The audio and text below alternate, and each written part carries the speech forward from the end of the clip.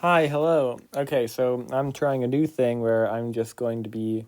I'm Sean, by the way. Hi. And also, yeah, I will be trying a new thing where I just explain stuff and things that maybe I find interesting, and I have no plans about what I will get to, but I don't know. We'll figure it out together. Well, so in my most recent tutoring session, I was talking about like things and music and physics and how they relate. And like I was talking about guitar strings, that's cool. And like, ooh, okay.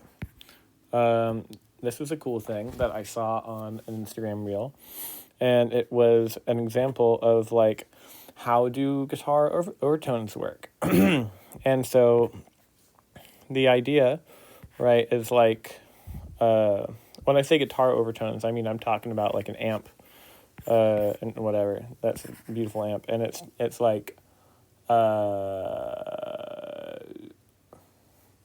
I'm thinking about how this is going to be on the internet. I'm not used to posting things on the internet and like having it for everyone to see. That feels weird and embarrassing. I don't know. Anyway, um, guitar stuff. So like the example is if you are playing like an A at 220 hertz. Let's say you're doing an A power chord. The whole thing is like this is an explanation of like how power chords work, right? So the two main frequencies involved in a power chord, if you play it without distortion, it's just 220 and 330. So that has like a 2 to 3 ratio, which is associated with this perfect fifth kind of interval. Right? So you see this 220, this is 330, maybe this is an A, and that's a C sharp. It makes sense that it's 220 because like A440, right? That means that concert A is at 440 hertz, and an octave is being multiplied by 2. So to play the open A string, which is an octave below concert A, you divide by 2 to get 220 hertz. The perfect fifth is a 2 to 3 interval, and that fact is well, I'll get back to that in a second. But the main thing is that like when you feed it into distortion, what it does, right, is it produces those it produces those things back. Well, if you put it into an amp, and it's clean, and the idea is like it would make the things that come in just be the same things that come out but louder, right?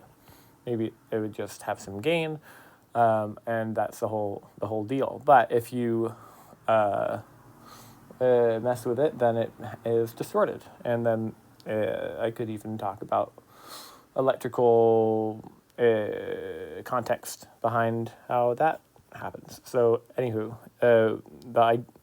the core thing to take away is that it also adds in these extra tones, which is this is the subtractive difference, right, between these two notes. So it'll add in 330 minus 220, meaning 110 hertz, and 220 plus 330, so 550 hertz.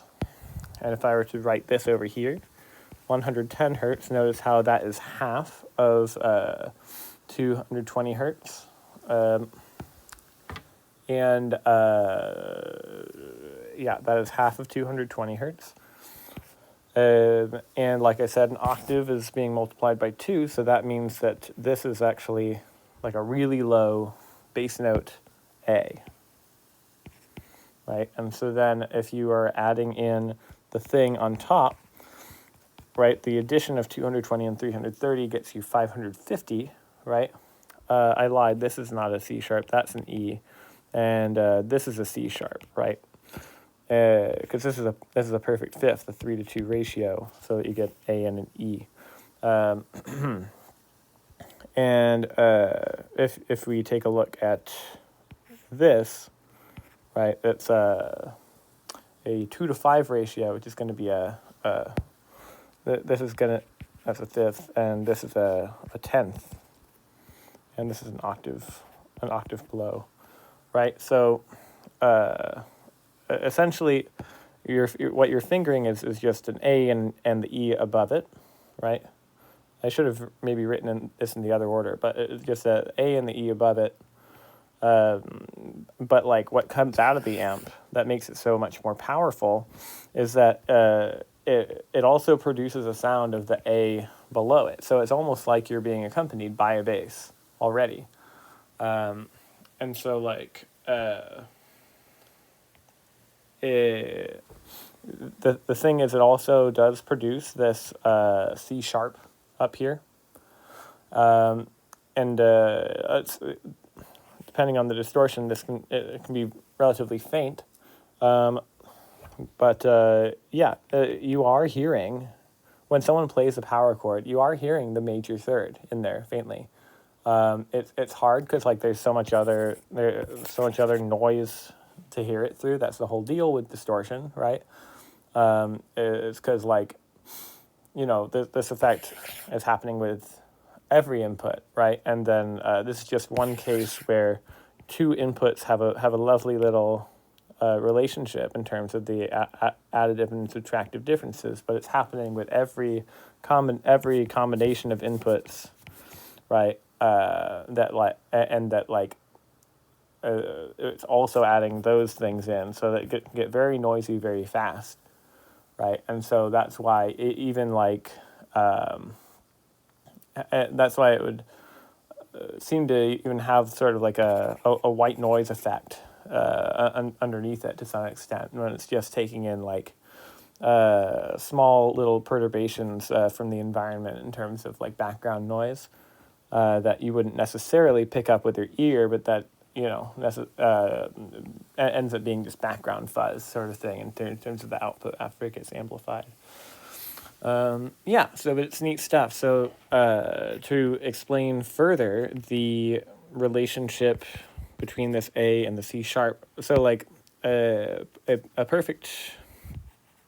major third oftentimes corresponds to a 4-to-5 ratio, and because here what I did, I noted that this A, the root, the lowest note that you're fingering, this A and that C sharp have a 2-to-5 ratio, right? So that's going to be a tenth, right? So a third plus an octave, right? Because if you notice, right, you get that sort of thing going. And so if you take a look at this is the harmonic. This looks a heck of a lot like the harmonic series, where the fundamental frequency is 110 hertz, right? You got 110, 220, 330, 550. The only thing is we're missing this fourth harmonic here, 440 hertz, right? Which that would just be another A. We're not missing that much, right? And that would create this this third interval, which honestly isn't that important, because like a third versus a tenth, the tenth is just a more lovely interval, to be honest. And especially with this voicing, it's like it's like that voicing on the guitar, sort of thing. If I'm saying like this is the A string, it's like that voicing. That's the power chord, right? It's like as if you also had this little tenth up there on the B string, and then which this voicing here, when you actually play it and fret these things, that's a lovely sound. Like, this full major like kind of bar chord shape is great and all, but when you can do that like shell voicing like that, here I'm skipping a fret. I don't know if that's clear, but then that's just a really nice sound. And so it's like you kind of get some element of that. It's faint. You get some element of that just by doing a power chord if it's distorted. And it's as if there's a bass playing an octave below you, and that's wonderful. And especially an interesting thing would be like how that relates to, what if the bass is playing with distortion, right? You get something like the bass player of Muse, right? And that one song that's like really good. I mean, they're all really good. The one that's like got a really powerful distorted bass line at the start of the song, and that just like continues throughout like most of the song. When you get a bass that's distorted, right? Then it's like you got that 110 hertz, and then maybe the bass is fingering whatever 110 times 3/2 would be, so 165 hertz, right? Fingering that E, right? Right. Then it's like that's at well, I suppose that wouldn't add an octave below, would it? I was thinking that would, but wait, hold on, it would. It does add an octave below, yes, because the difference between these two is half of 110, right? That's the whole thing. It'd be 55 hertz, right? So this is, right, the whole deal with this, it doesn't matter, A doesn't matter, right? It just matters, you're fingering a thing, and you're fingering a thing that's like a fifth above it, right? So you're fingering like 1, and or like if we think of this as like 3/2, right, above. If I were to call this frequency F1, then this would be 3/2 F1, right? And the idea is, because of that, the difference between these two is 1/2 F1, and then the addition between these two is 5/2 F1. And so the idea is, no matter what that frequency is, then you still get all these ratios. So that this is true for any power chord, and that extends to if you're playing a power chord on a bass as well, and that's relatively uncommon, which kind of makes sense because like if you are that low, right, then the major third you produce is going to be quite low and could really compete with and could potentially compete and muddy up the sound in terms of the rest of the mix, right? So like maybe it would have been 275 hertz if a bass were to play this like A and E, right? And I don't know what that is, but like I don't know. It could maybe.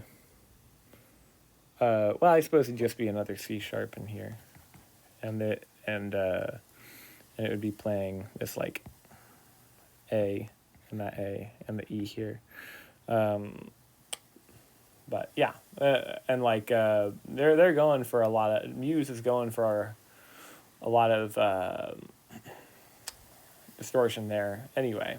Well, and I suppose that they're not doing power chords on the bass. Yeah, so I suppose that goes to explain, or helps explain a little bit of why you don't tend to do power chords that much on the bass. Part of it too is just that like you don't tend to want to do really low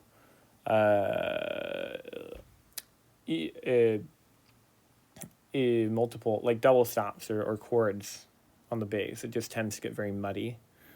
So yeah. How long have I been talking? Way for me to tell. Can I do this? Okay, so we're at 14 minutes. That's a good length. Yeah, let's do that. That makes sense. Cool.